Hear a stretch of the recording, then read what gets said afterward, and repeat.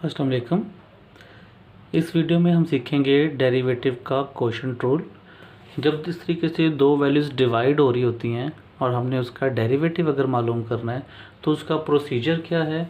जो डिवाइज़र में वैल्यू है डिनोमिनेटर, उसका एज इट इज़ स्क्वायर आ जाएगा और फिर इसी वैल्यू को जो डिनोमिनेटर की वैल्यू है एज इट इज़ आ जाएगा और जो u वाली वैल्यू न्यूमरेटर है उसका derivative minus numerator as it is और डिनोमिनेटर का डेरिवेटिव।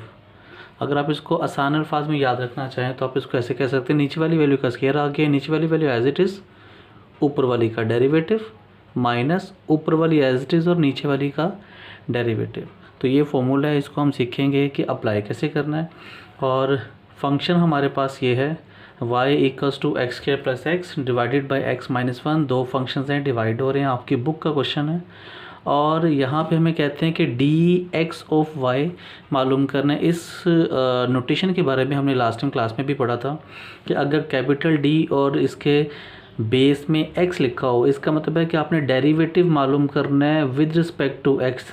और किसका मालूम करना है? वाई का, मतलब कि इसका डेरिवेटिव मालूम करना, क्योंकि यहाँ पे वेरिएबल एक्स है इसीलिए इसकी बेस में वेरिएबल एक्स लिखा हुआ है।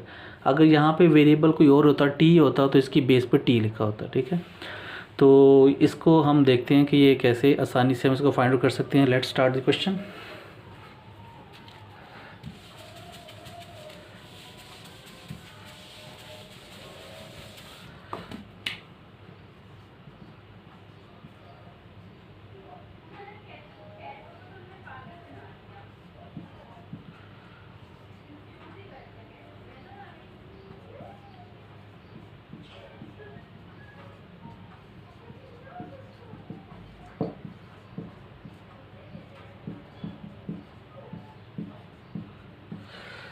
हाँ, डी एक्स ऑफ वाई हमने मालूम करना था।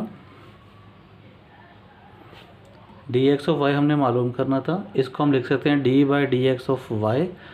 मीन्स दैट कि इसके दोनों तरफ हमने d by D x apply कर दिया और इस वैल्यू को हम लिख सकते हैं d y by D x of Y.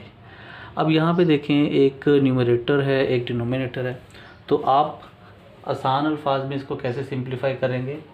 जो भी डिनोमिनेटर है उसका एज इट इज़ स्क्वायर आ जाएगा और इस वैल्यू को आपने ऐसे ही लिख देना है। इसी पैटर्न से चलेंगे तो गलती नहीं होगी, अदरवाइज़ माइनस की अक्सर गलती स्टूडेंट्स कर जाते हैं। ठीक है, नीचे वाली वैल्यू का स्क्वायर, नीचे वाली एज इट इज़, ऊपर वाली का डेरिवेटिव। तो ऊपर वाली का डेरिवेटिव आप ऐसे लिख लें, यहाँ पे D by D x of x square plus x minus के फॉर्मूले का है। अब इसको हम एज इट इज़ लिख देंगे, ऊपर वाली वैल्यू एज इट इज़ और जो नीचे वाली वैल्यू है उसका derivative.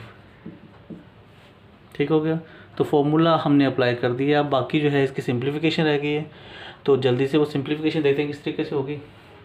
x minus one as it is आ जाएगा, इसका जब डेरिवेटिव करेंगे एक्स स्क्वायर का तो ये 2x आ जाएगा और ये प्लस x का डेरिवेटिव ये 1 आ जाएगा।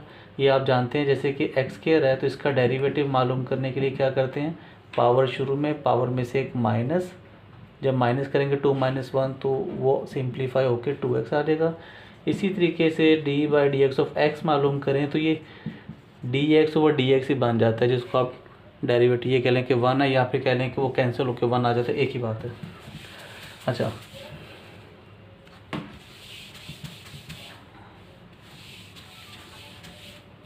इसके बाद ये माइनस, ये वाली वैल्यू एज इट इज़ आ जाएगी, इसका डेरिवेटिव एक्स का डेरिवेटिव 1 और कांस्टेंट का डेरिवेटिव 0 और डिनोमिनेटर में कोई चेंज नहीं आएगा, इट विल रिमेन सेम।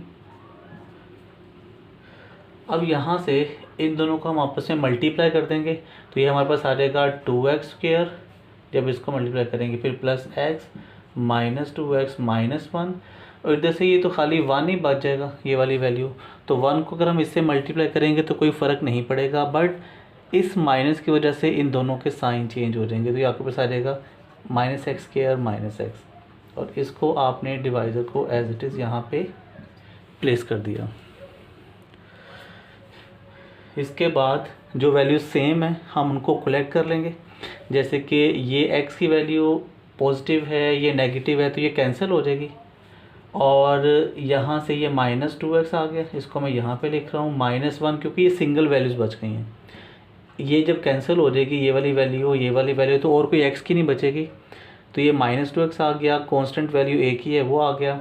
अब ये जो वैल्यूज़ हैं इनके नीचे मैं 2 लाइंस लगा रहा हूँ, ये दोनों x² वाली हैं, तो इनको जब प्लस माइनस करेंगे तो आपके पास x² आ जाएगा। इसको आपने डिवाइड कर देना है x-1 के स्क्वायर के साथ। ठीक हो गया, और यही इसका आंसर है। इससे ज़्यादा मज़ीद हम इसको सिंप्लीफाई नहीं कर सकते। तो ये आपके पास आ गया है dx(y). इसी को आप ये भी कह सकते हैं कि ये dy/dx है, लेकिन हमें बुक में ये नोटेशन गिवन थी फाइंड आउट करने के लिए, तो हमने उसको ये लिख लिया। तो इस एक्सरसाइज में से ये करने के बाद फॉर्मूला आपने जो है इसका एक्सरसाइज 4.2 का क्वेश्चन 17 ट्राई करना है।